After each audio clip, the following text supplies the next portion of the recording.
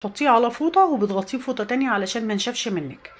انا حطيته كده فوق بعضيه علشان يبقى طري معايا ويبقى بالشكل ده.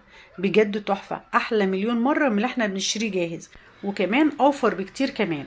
يعني احنا مش مستخدمين الا 600 جرام من الدقيق، نص معلقة من البيكنج باودر، نص معلقة من الملح، ومعلقتين من اللبن البودر، وتلت كوباية من الزيت، وعجننا بالمية، وطالع معانا بجد تحفة.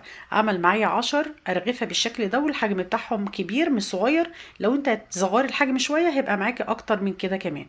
بجد تحفة وطري وخفيف وطعمه تحفة. هنبدأ بقى ناخد كل واحدة كده نعملها رول او نطبقها بالشكل ده، او حتى تسيبيه زي ما هو كده، بس اهم حاجة تغطيه بكيس تلاجة وتغطيه بفوطة علشان ما ينشفش منك لحد بقى ما تبداي تستخدميه.